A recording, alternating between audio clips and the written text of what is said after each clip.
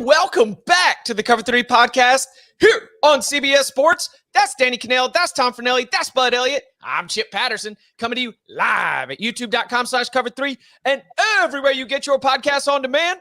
Thanks for hanging out. Smash that subscribe, smash that like, and come and join us in the chat, a.k.a. the Cover 3 Tailgate.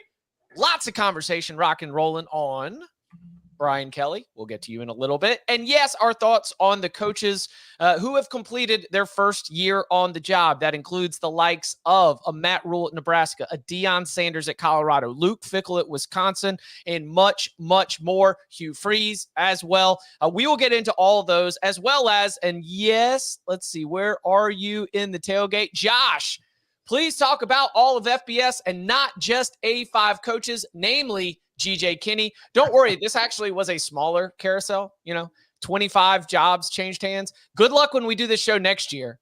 There were like 35 jobs that changed hands. It'll be a little bit more challenging for us to spread the love. Did he call them A5 coaches? He's going with the autonomous 5? This guy reads legal documents. Is that Mike Oresco's burner?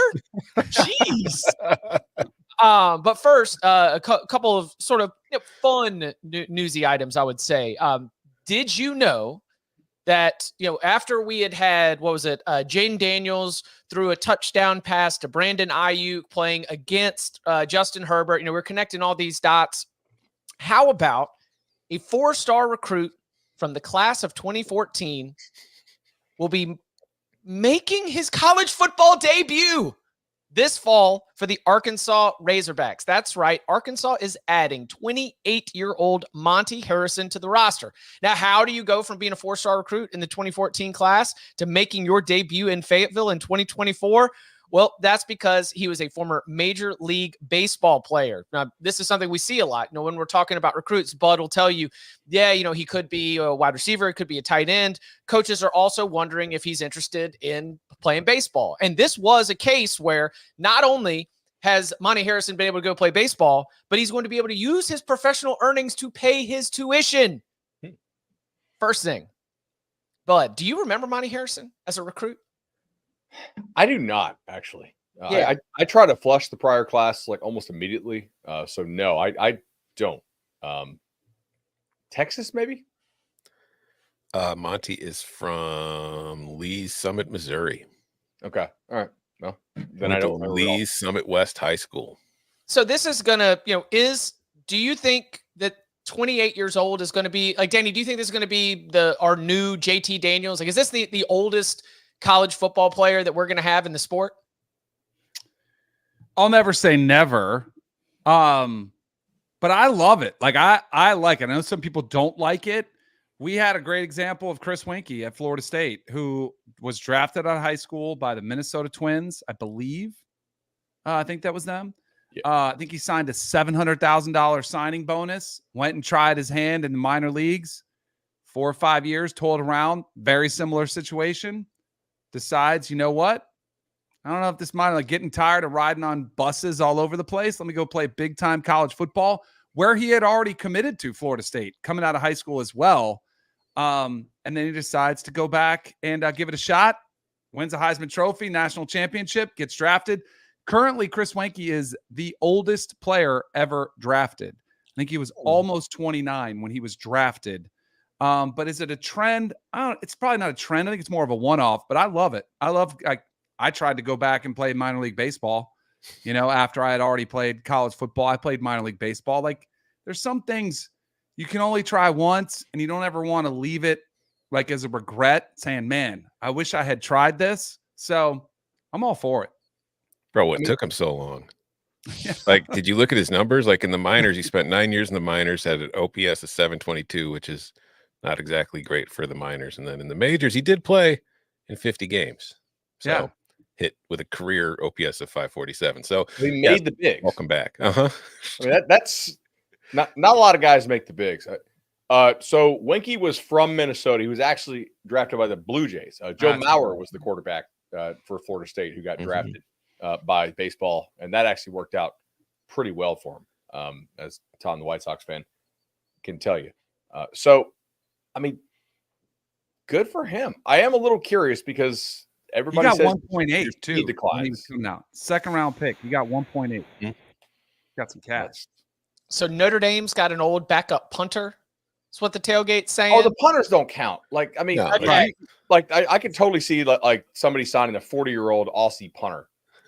Yeah, Virginia had a 34-year-old punter last year. Punters The are like in Cavaliers. dog years. It's like 31 and a punter is like 21 in a college, you know. Yes. So yeah. If you're spending practice over on the side, right? I need to know that you're going to be in fall camp with the whistle being blown for your reps. Mhm. Now, when you're old and having to go through that, I mean, he's going to have. If you got a parent-teacher conference, I don't care. Go. Just show up on Saturdays and punt. Yeah. Quarterback's like an easier practice. Yes. I actually have a story that I cannot tell actually about our kicker in high school who ended up being pretty good. I will tell you off the air, but it is pretty hilarious.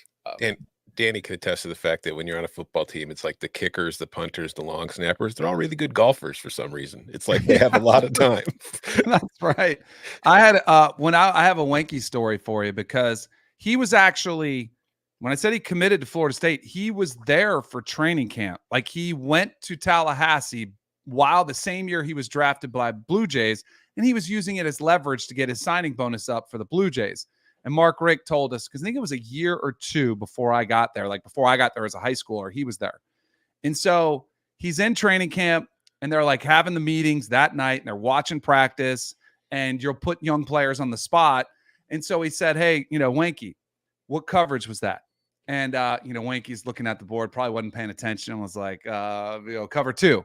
And Mark was like, Coach Rick was like, actually, that's cover 3, see the single safety and there's, the corners. And I guess Wanky's response after that was like, yeah, whatever. Was clearly not invested for the long haul or trying to really delve deep into what opposing defenses were due.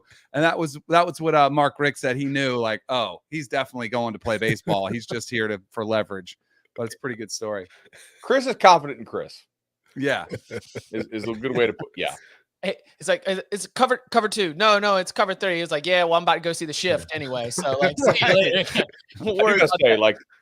There are worse existences than getting a really big signing bonus, investing it timely in the .com boom, cashing out, and then going and being a 25-year-old freshman millionaire in Tallahassee, Florida. Like that probably doesn't stink. Yeah. Definitely has its perks. Yeah, that might be why you have unbridled confidence for the rest of your life. This is true. Yeah, I can do it no will wrong. ruin you once you leave. We've seen it though. Drew Henson did it. Brandon Whedon did it. Like we've seen it happen before with quite a few quarterbacks come back. Wide receiver stood out to me. I mean, I've never ever tried to promote myself as an athlete, but my body was different at 28 than it was at 19. Yeah, but I think that your peak physically is probably from 26 to maybe 30, but probably 26 to 28, right in there. So, I mean, he's 6'3". He's a tall dude, tall receiver. 50 balls. He should be grown man strength, like all over these little dudes. Yes, exactly. Just stiff arming guys. Yes. Running a little speed sweep. It's worked for BYU forever.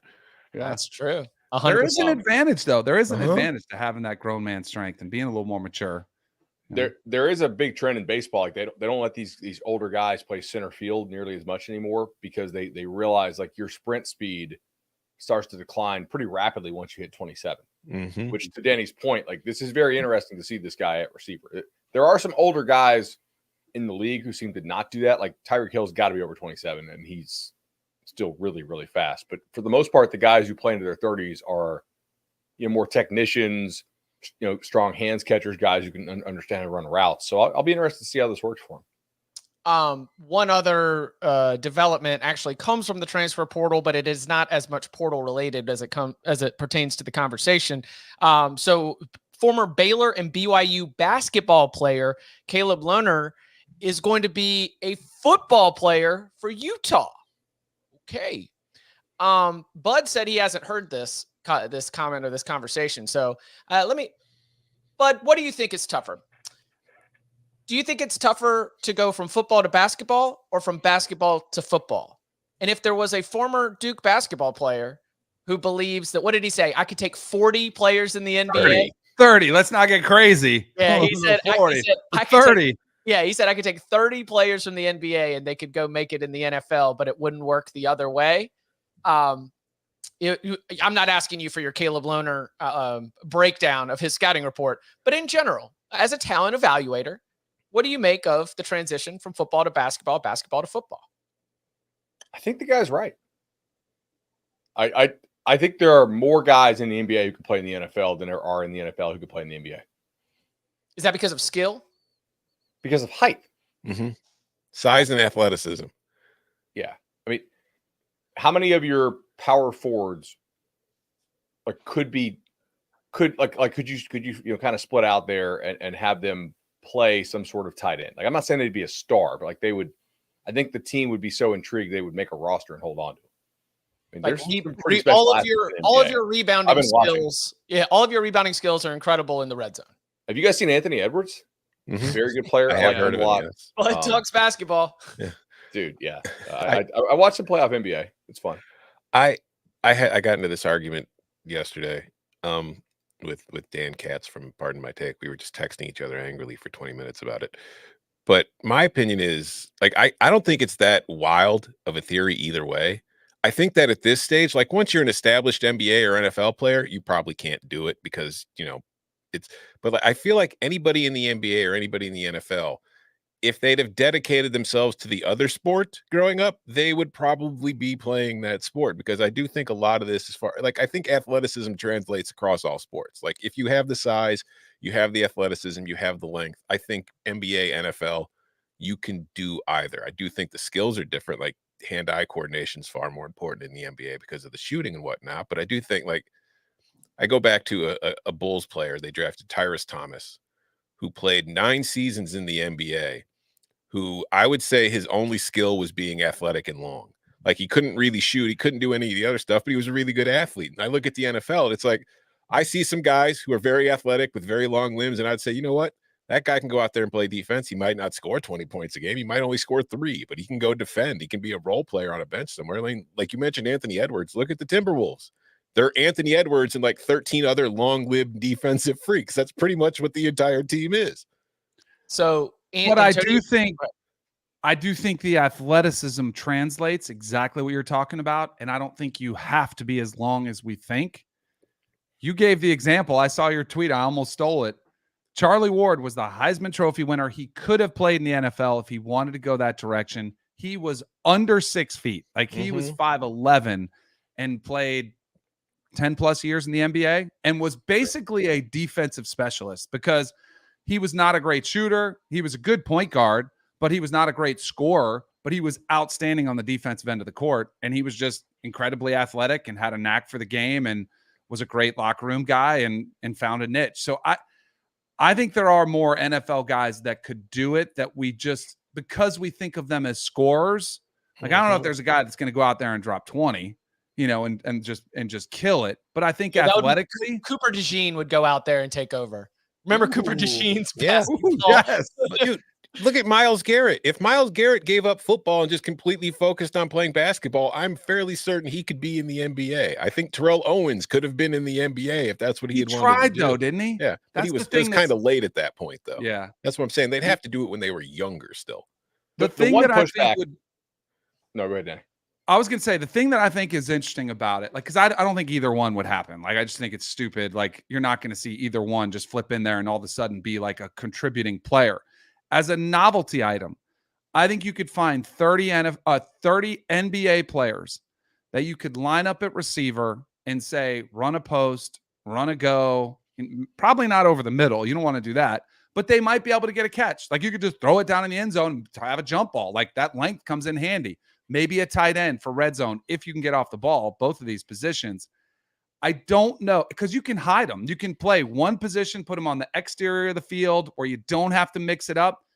If you took 30, could you find 30 NFL players to come in and get buckets? I think that'd be a little bit more challenging. Like, could you get them to shoot a 3? Maybe, but I think you'd find more guys that could go from the NBA to NFL in a novelty type situation than you could NFL to NBA. I will also say, I think, like, the chat's like, oh, these guys are so soft that they wouldn't last. of course they wouldn't last if the option to go back and play professional basketball is there. It's more guaranteed money. It's less wear and tear. Yes. But we don't know how tough these guys would be if professional basketball option was off the table and they had to go be, an accountant, a mailman, or somebody who digs ditches, right? Like that. What your toughness is somewhat predicated on what's the alternative that I have to go do to earn a living. And if your only option to make millions is be an NFL player, then I bet you some of those guys are going to dig a little deeper and not load manage quite as much and find some more toughness to them. Yeah. We all know guys, Danny probably best, like guys who didn't actually like football at all. They just did it because it was their job. Yeah.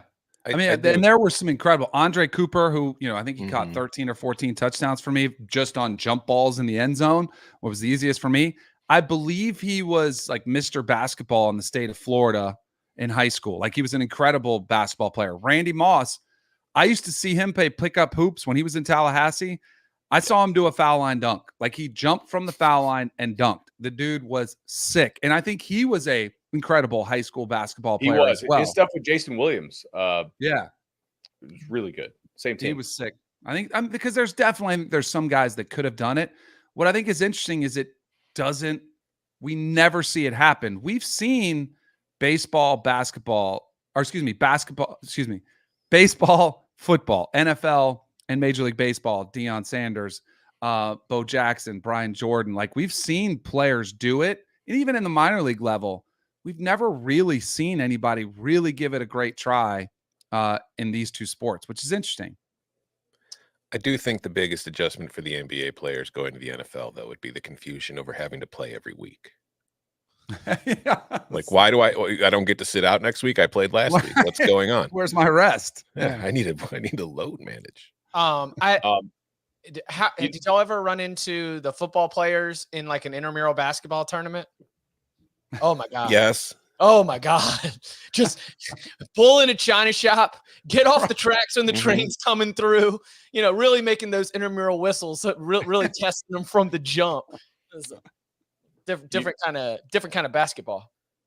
Paulo on the Magic, he actually yep. was a state title quarterback as a freshman in high school. Ben Caro? Yeah. All right. Really? I didn't know that. He seems skinnier. Athleticism translates. Did you see Andy Staples with On3? Did you see him posting like the best highlight reels, high school highlight reels? And he had Allen Iverson playing football as a quarterback. Allen Iverson was a good quarterback too. Yeah. Him, like that area, like producing in that era, the was, Virginia Beach era. Yeah. Him, Ronald Curry was sick. Yeah, they had Michael Vick. Michael Vick and Ronald Curry were in the same recruiting class. Yep. Yeah. High school football in the Tidewaters, bananas. Shout out Hampton Roads.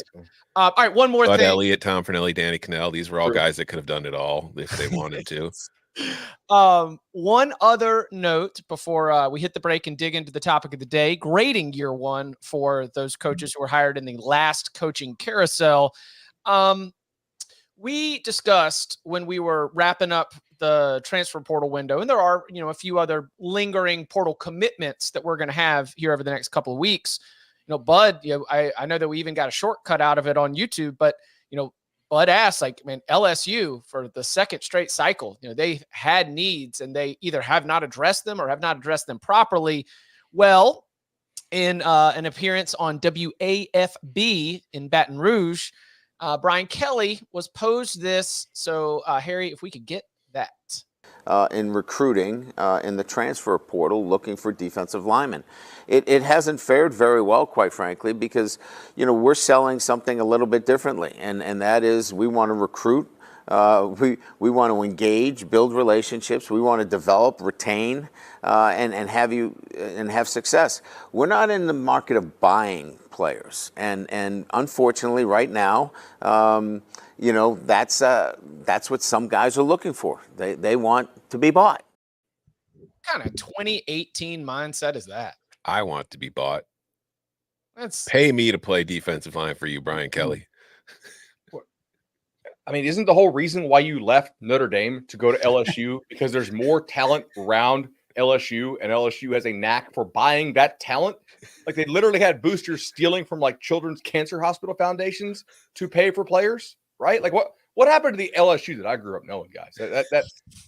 I don't know. I listened to it. It's actually a really good interview by Jacques Doucette, and who's awesome, by the way. He's Yeah. like phenomenal in the area. they have he has a point that doesn't really work with this particular endeavor. Okay, Brian Kelly said we need to take 2 defensive linemen in the portal. You know what the defensive linemen in the portal who have the ability to play for and contribute to LSU or start for LSU are going to cost. And that was definitely over $500,000 for the 4 guys out there. And the one went back to UCLA. So there was 3 left, right? You had 2 of those dudes on campus. So I have to presume that you knew the cost. If you're going to bring them onto your campus to, check it, like don't go shop for the house if you know you can't afford it at all. Like what are you doing? It's crazy. And they clearly have great NIL going with how their high school recruiting is going. So I don't know what the heck LSU is doing transfer portal wise, but Notre Dame fans have to be laughing their ass off at Brian Kelly right now for this. Or maybe this is him sneakily like guys, LSU, get your NIL act together. We need to do better in this area. Right? Like there's no way he wants to waste another potentially elite offense, right? It's crazy. Well, do you think there's any chance that they got in, because this was specifically with Dominic Williams, but other defensive tackles that were in this class, they were like, you know what? We really need them, but we're not going to go overpay for them. Mm-hmm. Like, and you can't say that because you don't want to trash the kid on the way out, but you could have said we got outbid. Like we just, I don't think that's doing yourself any disservice by just saying, hey, other teams wanted him more maybe. Or did he genuinely get outbid and they couldn't afford it? Because I have a hard time thinking that LSU couldn't come up with the money. I mean, also, isn't LSU out there buying coaches? How did they get Bo Davis to leave Texas? I know he's an alum, but they gave him over $4 million over a 3-year fully guaranteed deal, right? How did they get Brian Kelly? Because they paid him more than Notre Dame wanted to as far as a long-term commitment, and because presumably they could go buy players from their backyard, which in high school obviously they're doing, but in transfer portal not having quite as much success. So far, I was like, this is a wild cope from Brian Kelly. Well, I think there's a long history of Brian Kelly saying things that just when he speaks, it's like Brian Kelly always puts his foot in his mouth at some point when he talks for too long. It just happens. Take him out and hang him. Yeah. Or like, I'd be glad if they were like when he did the execution joke. Just yeah. It's like, I don't know. I feel like Brian needs like a politician has a speechwriter type of person that gives him talking points. I think Brian Kelly, LSU needs to get him one of those. Here's what you're going to say. Does Brian Kelly kept in that again, like a thank you to WAFB for that. Jacques Doucette does a fantastic job of covering LSU from all angles. He kept using the word development. I'm like, this guy just doesn't want to play in the free agent market. He's like, I want to get you cheap when you are young, and we will like obviously market efficiency. He's somebody who wants to build through the draft. He's the Tampa Bay Rays. It's a 1-year rental on a D tackle. Okay. And you're doing it the Tampa Bay way, bud. You should respect it. Okay. Like let's just, for the sake of argument, claim that LSU has the best possible development for defensive tackles. Bo Davis did a great job with the 2 kids who just got drafted at Texas. So maybe they do. This kid's going to be on your campus under your coach's direction for maybe 15 weeks. Maybe, right? Like, do you think Keon Coleman signed a lease in Tallahassee? Okay. like these spring portal guys, man, they live in a hotel. All right. They're only there for a semester. They're probably going to go to class, but like maybe not. They're ready-made products like this. We're going to develop you. You need to buy into our system and our culture. There's no culture on a spring portal window guy that's there for 1 year. He's a 1-year mercenary so that you don't get blown up in the middle of your defensive line like you did last year. I don't know. That's why I think like his points were well made if it was not the scenario that he was trying to make them in. They're just right. Why'd you have him on campus? Like if you're that, I don't know. Why are you shopping at that store if you can't afford it? Maybe now that it's legal, it's just not as fun. I mean, think about think about like buying weed when you were a teenager and it was illegal, and just like the adrenaline of doing something wrong. And now it's like you just go to the store like you're getting aspirin, get gummies or whatever. It's not as fun. That's very true. So do you think it's genuinely his philosophy, or do you think he's just figuring out an excuse for why they lost out? I think he's making excuses. Yeah. I think he saw that the new rage is the 2-4-5 defense, And he's just going to go out there. He's like, ooh, this is very interesting. Versatile, 1.5 gaps. Let's go. We only need 2 defensive linemen. I mean, this is the way we get Nick Saban back in college football, right? He sits on the sideline, a couple years for ESPN. LSU's like, hey, Nick, we did not support Brian with NIL in the way we're supposed to. We know Bama's NIL was behind, where its competitors were at the time. We know you're sick of that. You won't have to worry about that a bit. We are stealing from every hospital in the state to fully fund our NIL, man. All you got to do is come here, pick the players you want. We'll buy them for you, and you coach them up. 3-year run. If he sees Belichick get back on the sideline, he might get the itch. If they get Belichick back in the NFL, he might be like, ooh, I think I can. If Bill can do it, I can get back out there. We're going to steal so much. Brett Favre will think we're ethically questionable. So yeah, something definitely that interview got a response from LSU fans and from college football at large. We'll see how things go with, as Bud detailed on Monday, an offense with terrific quarterback, great wide receiver talent, 2 NFL-bound tackles, one who might be a top pick, and a defense still with a lot of question marks. So we'll see. Interesting season ahead. Be entertaining games again. Hey, that'll be great.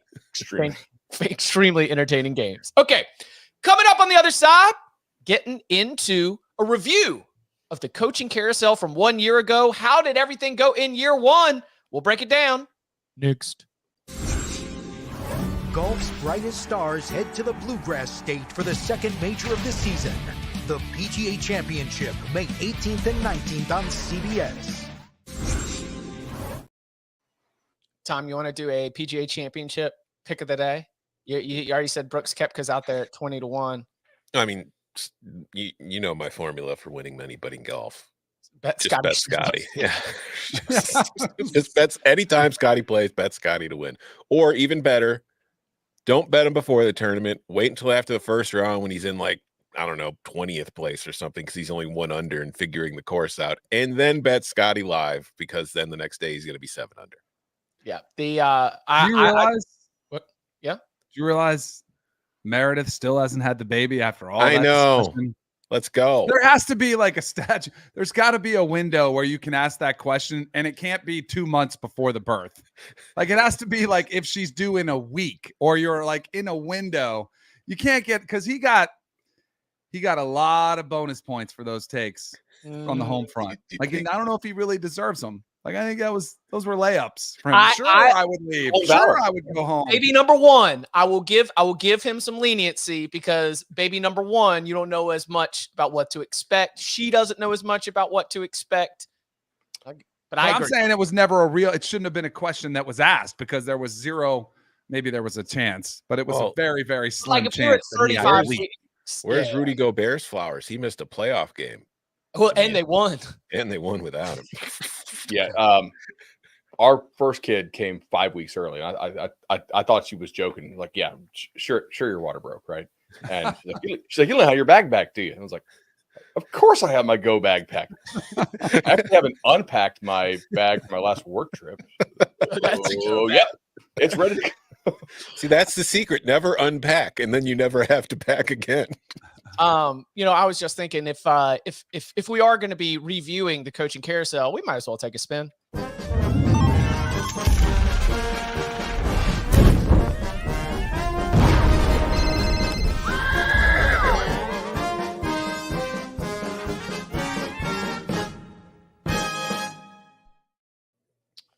I have it as 25 coaching changes in the last cycle. Just 10 of those 25 coaches made it to a bowl game. Only 9 finished with a winning record. That would be Jamie Chadwell, Jeff Brom, Barry Odom, David Braun, G.J. Kinney, Tim Beck, Luke Fickell, Brent Key, Alex Galesh. Shout out to Hugh Freeze, who made a bowl but lost it 6-7. We begin our review in the Big Ten, where Matt Rhule went 5-7 at Nebraska. David Braun went 8-5 at Northwestern. Ryan Walters 4-8 at Purdue. Luke Fickell 7-6 at Wisconsin. Danny, of those 4, for either exceeded your expectations, surprised you, which one of those do you think you've got the best feel on, or heading into 2024? Ooh, going forward? Yeah, going forward. I'd say Matt Rhule. I think, the foundation that he laid, I thought you saw a lot of improvement defensively. And he won 5 games despite maybe the worst quarterback play in the entire country last year. And there were a lot of one-possession games where they were in it. Plus, you include getting Dylan Raiola. I think all of that, you're like, okay, they're set up to take another step forward in year 2. I would say it wasn't even the worst quarterback play in their own division. Oh, Nobody will agree with that. Yeah. Hold on, let me go compare them. Okay. Oh no, it was I just wrote a story on this last week. That's the thing. Like Iowa, a lot of teams in the Big Ten last year owe Iowa a debt of gratitude for covering up how inept some of their passing offenses were. Okay, and also maybe making their pass defenses look better. Yeah, when we're all sorting the pass efficiency defense. Tom, do you think that Matt Rhule accomplished all of his goals for what you would want from? Because what is it? The Temple Baylor template does have a 1-year kind of hard reset before you start to take those steps forward. Do you think that's in play in Lincoln? Yes and no. In that, I think like the Temple Baylor situations were much larger, kind of, you had to gut those things and start over. I don't think you had to completely gut what was at Nebraska when you took over. So I don't think he accomplished all his goals, because I'm sure getting to a bowl game was one of the goals. But I think overall, I mean, yeah, you saw a lot of things that you wanted to do. Like Danny mentioned, the defensive improvement, the offense still needed work, but I do think the quarterback play had a lot to do with that. But I also think, Matt Rhule was part of the reason Jeff Sims was there. That's who they chose to go out and get. And that didn't work out well for him. So they missed on that one. And then Harburg takes over, and that wasn't really any better. But I do think if you're a Nebraska fan going into this year, you had the first, he's hired last December, whatever. You've got your first recruiting class, your first spring going in, blah, blah, blah. And now you've had another entire recruiting cycle. And I think if you look at the landmarks, there's plenty of reason to be optimistic. And with Raiola, if he lives up to his potential, Nebraska is a team that, when you look at the Big Ten, like I did my power rankings, they came out today for the league. Like once you get past the top 3 or 4 teams in that league right now, there's really a giant like vacuum waiting to be filled by somebody. And if Raiola has that kind of season, I think Matt Rhule's got Nebraska in a place where they could step into it and be one of the better teams in the league. I'm more down on year 1 for Matt Rhule than y'all are, and yet I'm not down on his ultimate likelihood of success at Nebraska. And they had to reshuffle a good bit of their like back office and some of their recruiting staff, which indicates to me maybe he didn't make the right hires there. I think I have really been down on Satterfield as a coach. He brought him along. Now he, sort of pseudo demoted, / other voices will be heard with the offense this year. I think that's a good thing. But it did feel like they kind of wasted year 1 a little bit of Matt Rhule to me. And I have a lot of confidence in his competency. So I'm not really changing my opinion on his likelihood of success in the long term. But I don't think it was a good first year to miss a bowl there with the schedule that they had. I thought they should have made a bowl. Or were you? I think that's definitely fair. Bud, were you surprised that Luke Fickell was not better, or that Wisconsin did not win more games in his first year coming over from Cincinnati? A little bit, yeah. Yeah. I'm still pretty high on Luke Fickell as a coach, and some of the other teams in that division were pretty poor. So I thought they should have done a better job of, taking advantage of that. Now, on the flip side, I do think some of the results probably speak to maybe some of the whispers about what the previous staff did recruiting wise being true. And there were some like, why would you fire? It was Paul Chryst. Why would you get rid of Paul Chryst? Show. I mean, outwardly, I think there are maybe some reasons, but this has to be something where the people who are really inside that program are making the determination that it's just not going to get right and not move in the right direction with how they're managing things or how they're bringing in talent. And I do think we saw probably a lack of talent from the existing roster there. We'll see what they can do in year 2. Yeah, I wasn't that surprised by it. Like Okay. I kind of talked about it last offseason. It's a huge transition going from what Wisconsin had been to what Luke Fickell and, Phil Longo were going to be doing with that offense. And even in the transfer portal, one short off season is not a lot of time to completely overhaul the personnel you need to change your kind of systems that way. And it was kind of a hybrid based on personnel and what they wanted to do. And then you toss in like Tanner Mordecai getting banged up. But I was also pretty blunt and skeptical about Tanner Mordecai last offseason as well. I do agree that in a down year for the Big Ten West, even by Big Ten West standards, you could make the argument Wisconsin should have been better. But I wasn't that shocked by like what they were 7-5. You were on this the whole time. Yeah. I was not. I was on the bullish. This could work quick with Luke Fickell, and I was wrong. I think the thing that's glaringly just what makes the season feel like a failure is back-to-back losses against Indiana and Northwestern. But then, I mean, you can find it, flip it. We haven't talked about Northwestern yet, but David Braun might have had one of the best coaching jobs in the whole country last year, what he would do at Northwestern. But still, if you're Wisconsin, that's kind of those gut-wrenching losses. Those 2 in a row really hurt the outlook of the season. Yeah, all 4 of these Big Ten coaching changes were in the Big Ten West. You could argue all 4 of them had opportunities because of the margin of separation in that division to be 2 wins or so better. Danny, you mentioned David Braun there. No, I put this in the rundown. We count him for this cycle, right? We've got okay. He was named. And he coached the entire season. He coached the entire season. All those wins are 100% attributed to him, and he started fall camp as the head coach of the team. He was not the contractual head coach, I think, until a little bit later, but we're going to call him. He was a hire from the last offseason. Yeah. He might have done the best job. I thought it was going to come apart at the seams. I thought it was going to be a 1 or 2 win season. I mean, remember, they had the lawsuit. The coaches wore the T-shirts kind of coming together. They got in trouble for that. They had to shut that down. I'm just wondering where the heck the morale is for this team. For him to be able to keep them together through that, I think is real. And then I remember his opening press conference. Remember that? They rolled him out there at Big Ten Media Days. It felt like his first press conference ever, and it was not great. Like, it was up there with Nick Sirianni, like Adam Gase, like some of the bad opening press conferences, like, this guy's in over his head. And it didn't mean anything because the players believed in him and they started playing for him, and he did great.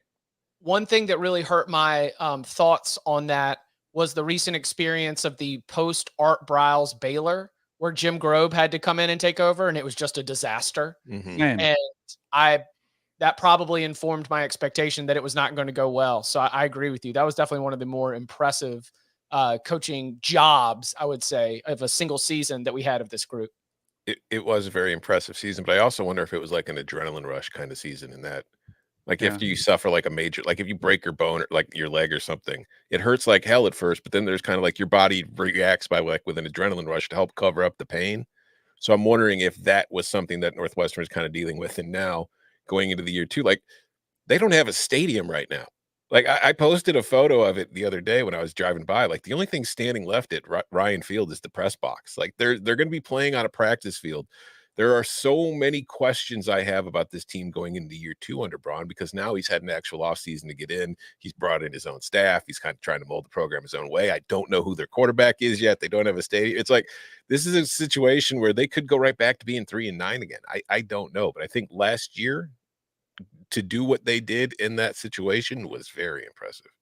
The joke writes itself about the only thing left standing is the press box at Northwestern. That's sort of works out. Makes total sense. Have you seen their it's the only place that's been filled for every game. Yeah.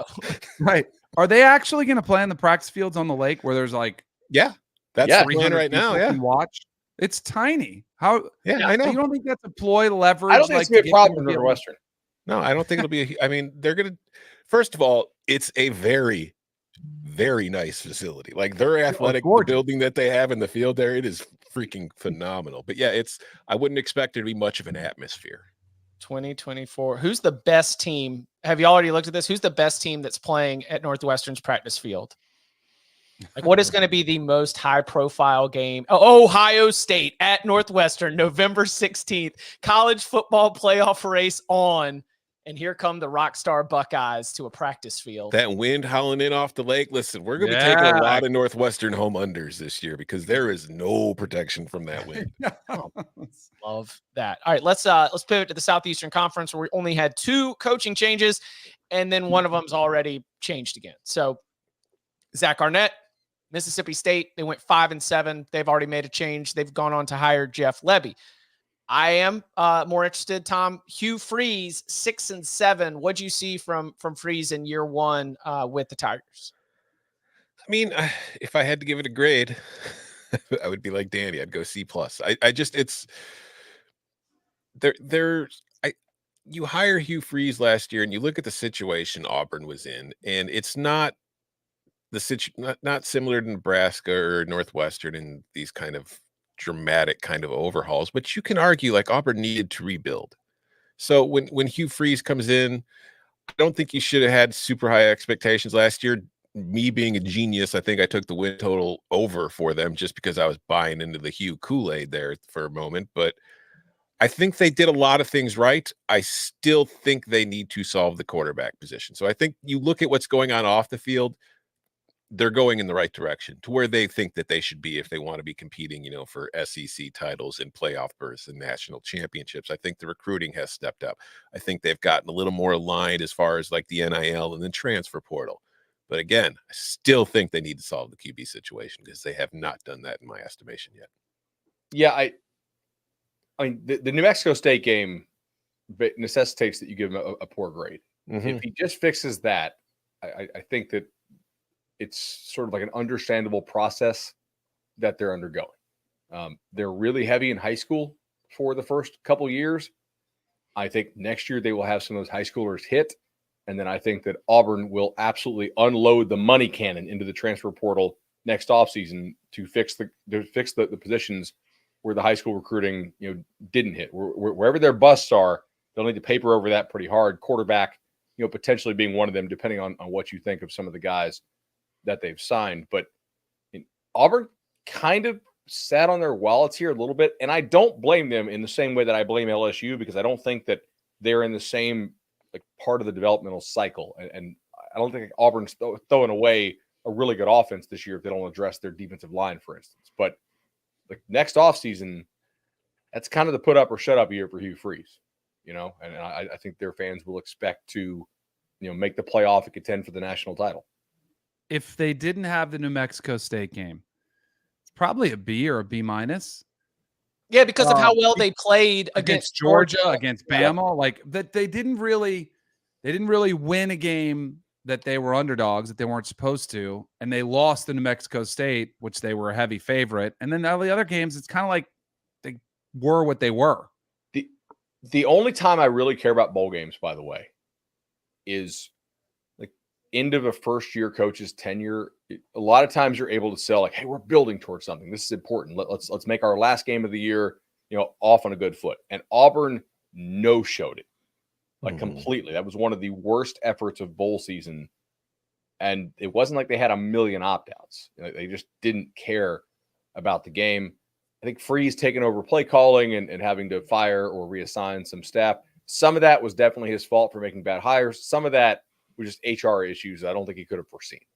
So I can't put all of the blame on him there. I think you knew what you hired when you hired Hugh Freeze. Yeah, I also think Hugh has some kind of big game hunter tendencies. Yeah. I mean, I was going to say, is the New Mexico State game something that we should expect with the Hugh Freeze? This is what you get. You're going to get them coached all the way up for these huge games.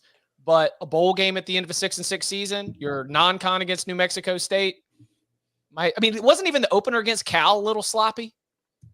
Yes. Yeah.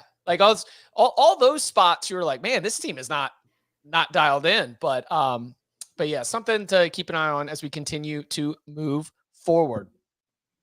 Coming up on the other side, we continue our review of year one of last year's coaching carousel with the ACC, the Big 12, and the best of the Group of Five. Next.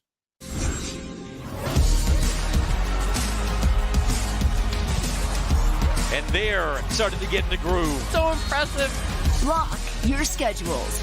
Aces are coming to CBS Sports Network.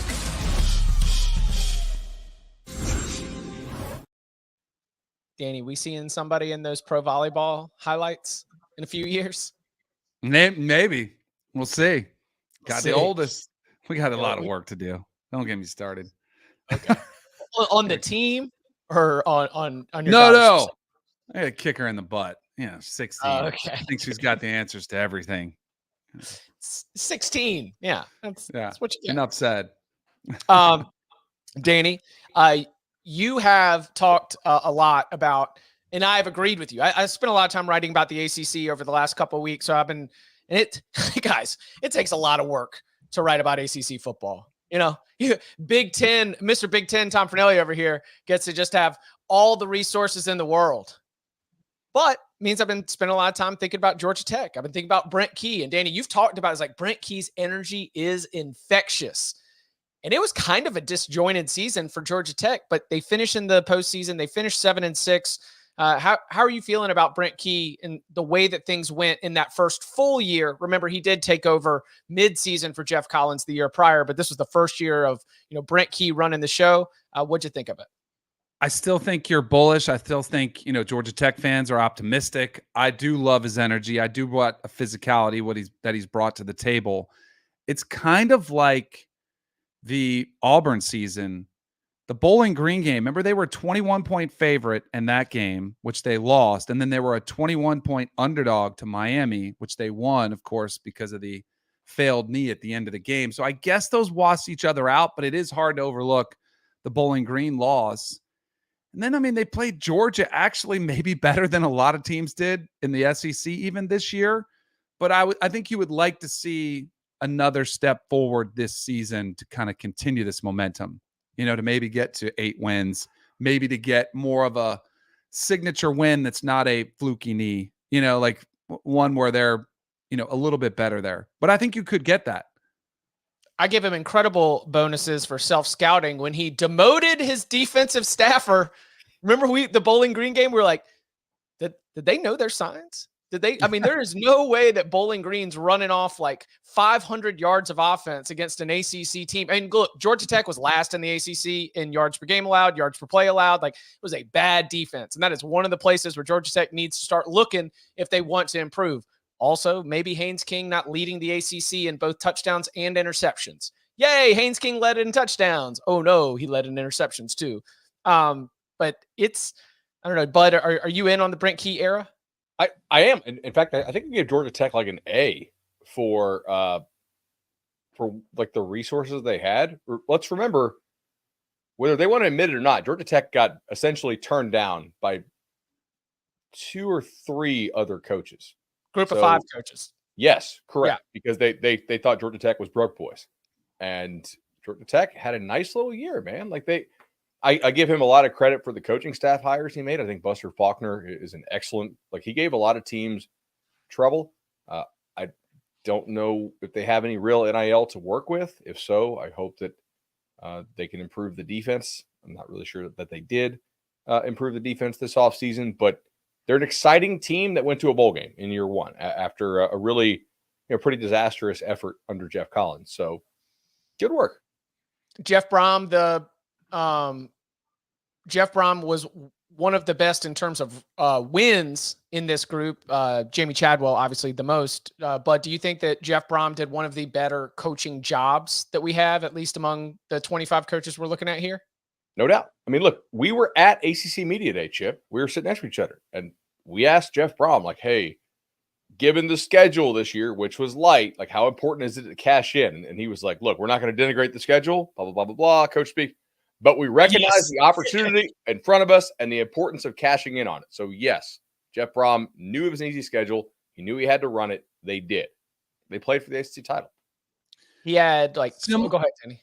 Don't you think similar to the Ole Miss bowl appearance that Louisville, that felt a little bit like a whimper? Remember, same kind of thing. First year, coming off season, you over-exceed expectations. You really could have finished with a strong, ending against a USC team, which the defense was disastrous. You didn't have Caleb Williams playing. To me, that was and it was an incredible season. I love Jeff Brom, love the direction. I think he's the right guy, but that just felt like you just lost what could have been an exclamation point back to kind of get you back on the up and up on the way out.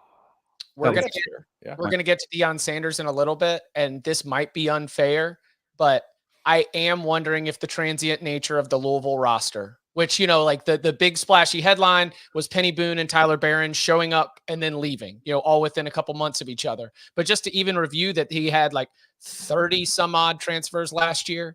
They're going to have 30 some odd transfers this year. And I think Mike Norvell has earned the benefit of the doubt to say, I can do this, because he used the transfer portal to get to 10 wins. He used the transfer portal to get to 13 wins. When he goes back into the portal, gets a bunch of guys together, I can say, like, all right, I think you can do it. Jeff Brom has definitely done it in terms of being able to get it done in year one, but I do wonder if there's something about the transient nature of that roster where, if there are any cracks, that is something like the Holiday Bowl would be a spot where we could see it pop up. But still, Jeff Brom, phenomenal job. I've got him on that Mike Norvell track where if he does it again, flips the roster and turns in 8, 9, 10 wins, that's just something that I think you can do, not a criticism of the roster that I would offer, which is something that I will do for other coaches and other teams in the country. It's Stanford, Troy Taylor. I don't know what you do there. You got a grade on a curve. Yeah. Like multiple quarterback injuries, in largely unable to use the transfer portal due to the academics. I guess some of that is changing. We'll see. They win one Pac-12 game or two? 1. 1-8 in Pac-12 play. So they beat Hawaii, they beat Colorado, and they beat Sac State. Sac State, his old team. So it's about what I think everybody thought it should be. Yeah, it's tough. I mean, Stanford's joining the ACC, and it's not getting any easier. I don't know who I don't know who you're putting Stanford ahead of for sure. Right? In the ACC? Yeah. I think it gets easier for them than the schedule last year. Oh, okay. That's fair. You know what I mean? Like, I think. But it's not like they're landing in the conference and all of a sudden it's like, oh, wow, now here's all these like wonderful opportunities. It's going to be, So Elijah Brown is the big thing that everyone's hanging their hat on, right? You get the 4-star quarterback. He's in there. He's, to my eyes, maybe not going to be the starter this year. Ashton Daniels might be able to maintain that position, but that is the beginning of starting to turn things around. They got one of the best wide receivers in the country this year in Io Minor. So we'll see. We'll see how things go. Okay. On to the Big 12, which of course this year includes Mr. Do you believe? So how do we ultimately grade year one for Deion Sanders? David Braun took over a Northwestern team that went 1-11. He went 8-5. Alex Golesh took over a USF team that was in worse shape than Colorado was. They had gone 1-11. He went 7-6.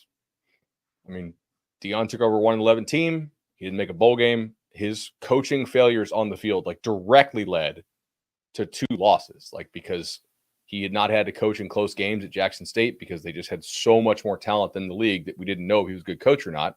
And it turns out through year 1, he's a terrible game manager of a coach. Now, hopefully he gets better in year 2. He brought a lot of attention to Colorado, though.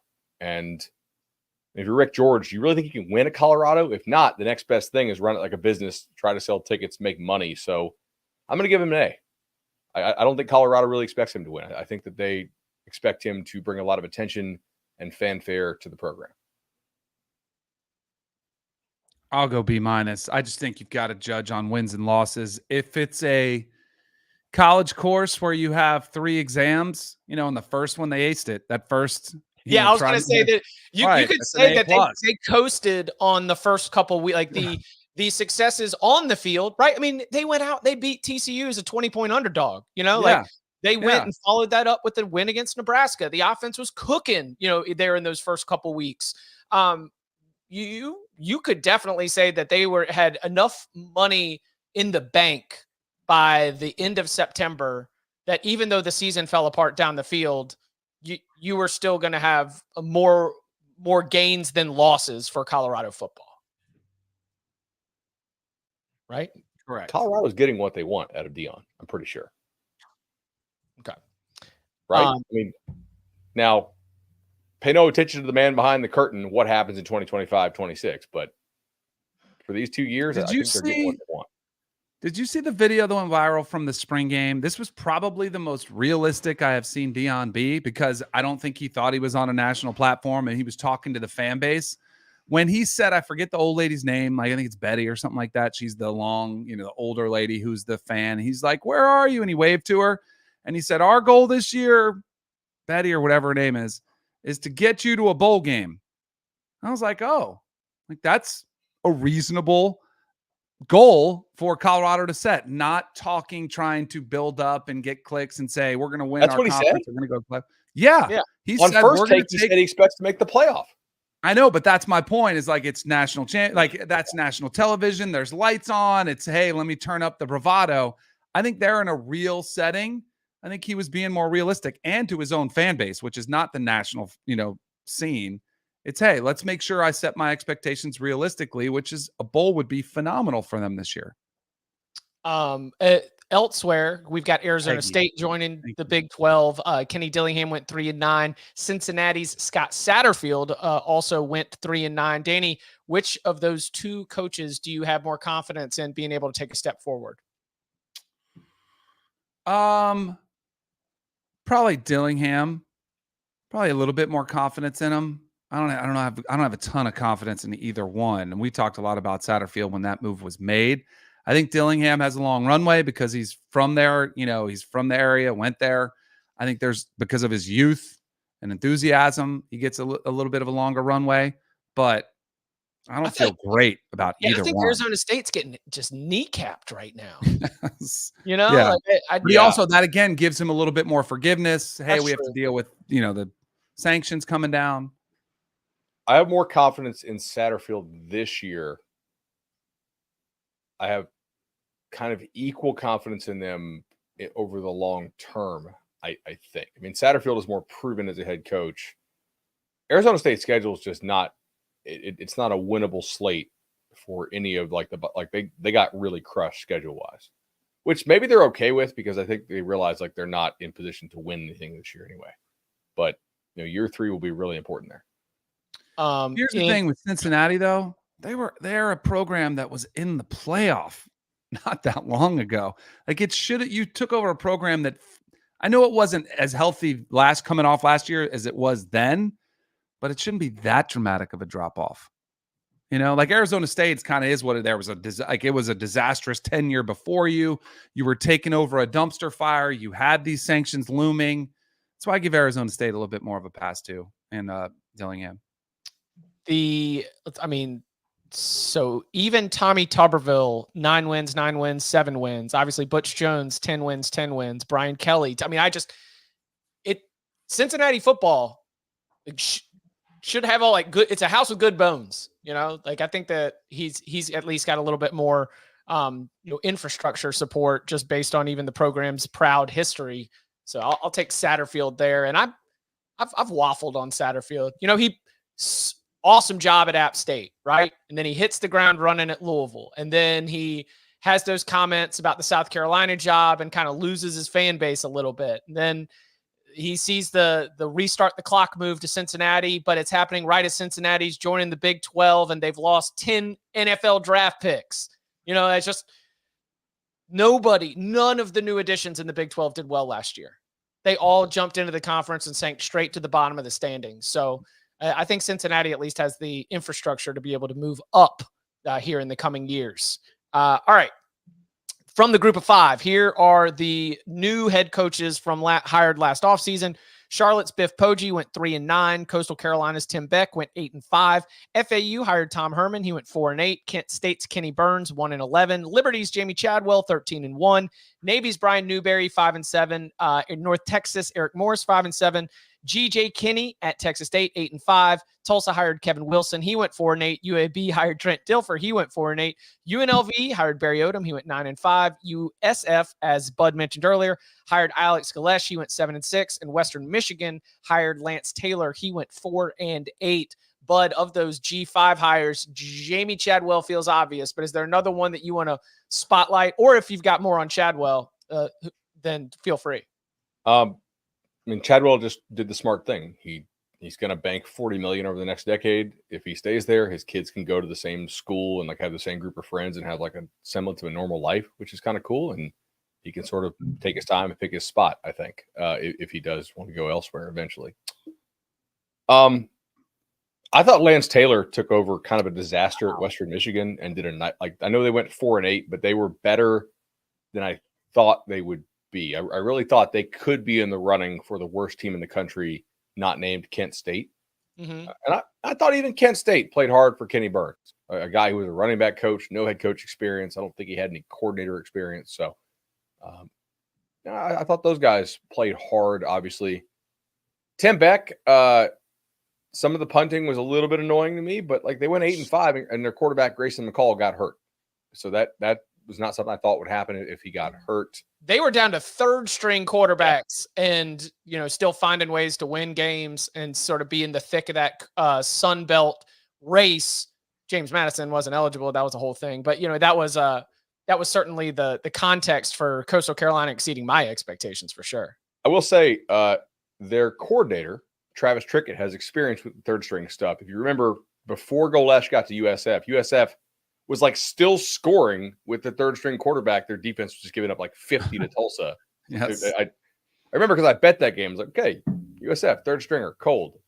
Team going to quit. Didn't quit. Like the defense basically never showed up the entire year. I miss anybody here? I think we got to give Barry Odom a ton of credit. Yeah. First 9-win season in school history.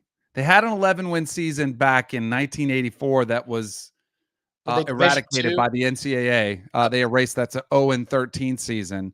But I mean, this has been a program that hasn't been very good. And aside from that, the dude went out and rode a bull, like a real live bull in a real live rodeo, and tried to get 8 seconds. He only lasted about 2, but he's a stud, man. I think he's done a phenomenal job. I think he's going to be a name we're going to hear about too, pretty soon, in the next coaching cycle. I want to agree with you on that totally, but it was also a team I think had they kept Arroyo would have been pretty good. I don't think they fired Arroyo for performance. I think they fired him because the main booster wanted his own guy. Oh, which at UNLV, when one main booster, right? We don't have the warring factions of an SEC program. If the one guy wants it, UNLV probably is going to have to go. Right, exactly. So I mean, I do think they were building that roster. I had stopped in and seen their practice when I was doing some reporting out in Vegas, before the 22 season. I was like, they got some dudes here that are not going to get plucked away by the Power 5, but that can play at that G5 level. GJ Kinney was everything that we were sold, right? Yeah. Hey, here he comes. He's bringing his offense, and now TJ Finley's a superstar. I mean, it was fun to watch, in a absolutely loaded Sun Belt. I'm trying to think if there's any others that we need to make sure we highlight. I thought Kevin Wilson at Tulsa was a little bit better than I anticipated him being. I mean, they finished 71st instead of 94th, or something. The movements in there are. I will say, I bet under on their win total, right when they came out last year, and it moved. And I think if you bet it early, you won, and if you bet it late, you lost. And I thought it was essentially, to hate the term, but kind of free money. Right. When it came out, and I had to sweat that thing. They were really close to actually hitting their over on their season win total. Yeah, that's like I said, next time when we do this next year, we're gonna have a lot of coaching changes to discuss.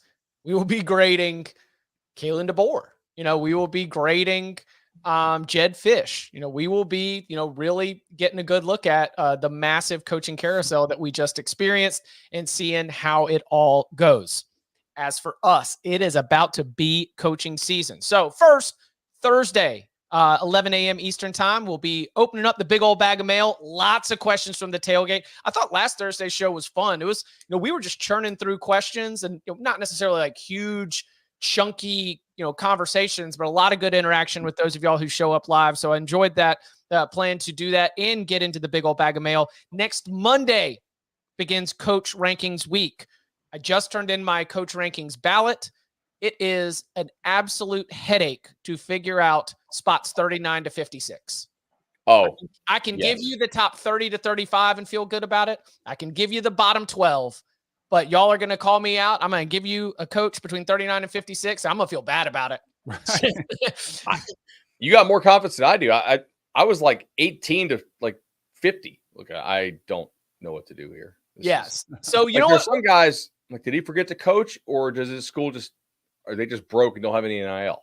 Right. Like, where do you put him? Like should I? And I try to use last year's ranks. Like, he didn't get worse as a coach. They're just broke. Ooh, I ignored last year's ranks. I started from scratch. I think you also have to wonder about the statute of limitations for past success. You know? Yes, agreed.